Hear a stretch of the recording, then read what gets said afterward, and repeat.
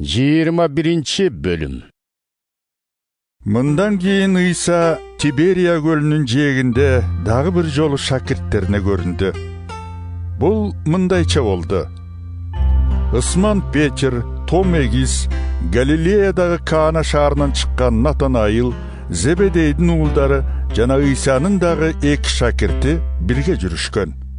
Балык кармаганы баратам, деди Ысман Петр аларга. Алар Biz de varabız. дешти да сыртка чыгып, кайыкка түшүштү. Бирок бул түн алар эч нерсе кармай алышпады. Таң эрте Ыйса жээкте турган эле. Шакирттер болсо анын Ыйса экенин билишкен эмес.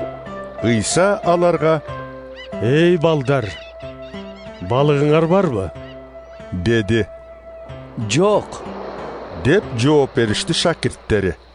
«Торду кайыктын оң жагына салгыла. Ошондо кармайсыңар», деди Ыйса.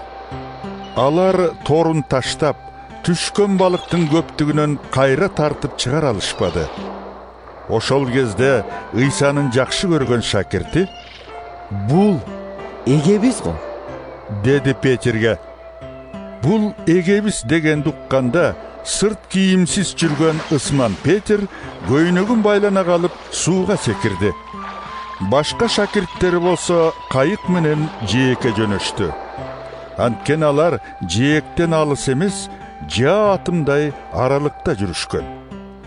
Ошентип алар балыкка толгон торду сүйрөтүп келишти. Жээкке чыкканда чоктун үстүндөгү балык менен нанды көрүштү. Ыйса аларга: «Балыгыңардан алып келгиле», деди. Ысман Петр кайыкка барып, чоң балыкка толгон торду жээкке тартып чыгарды. Тордо 153 чоң балык бар экен. Балык ушунча көп болсо да тор жыртылбаптыр. Ыйса аларга: «Эми келип тамактангыла», деди. Шакирттеринин эч кимиси «Сен кимсиң?» деп суроого батынышпады. Бул киши өздөрүнүн эгеси экендигин алар билип калышкан.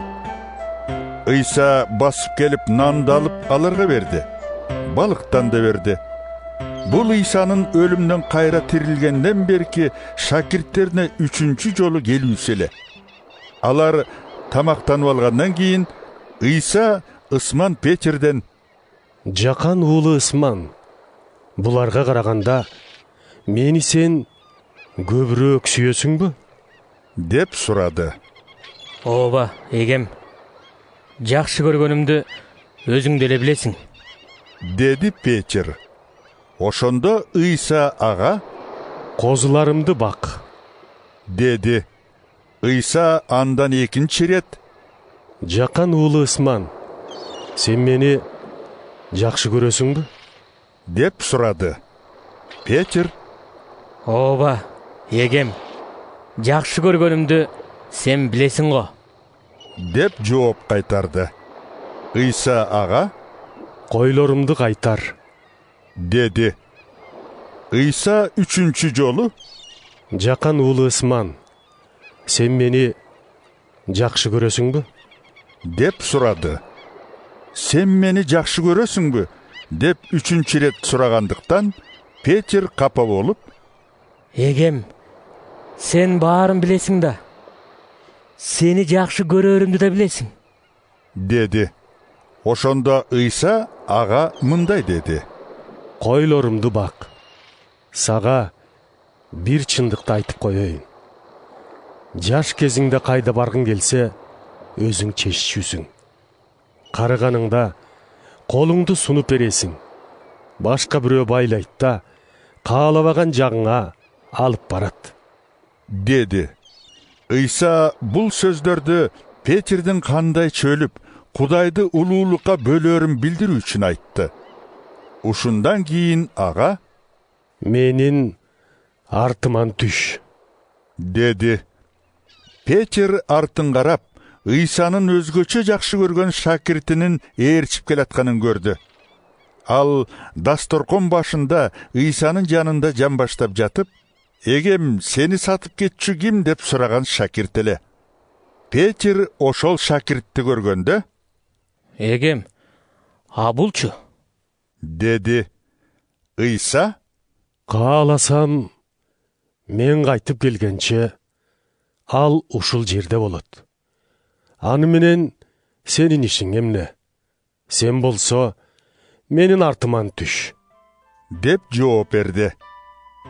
Мындан кийин Ыйсага ишенгендердин арасында бул шакирт өлбөйт деген сөз тарап кетти. Бирок Ыйса Петерге өлбөйт деген эмес. Кааласам мен кайтып келгенче ал ушул жерде болот. Аны менен сенин ишиң эмне деген эле. Ушунун баарына күбө болуп жазып алган ошол шакирт. Биз анын жазгандары чындык экенин билебиз. Ыйса жасаган дагы башка көп нерселер бар.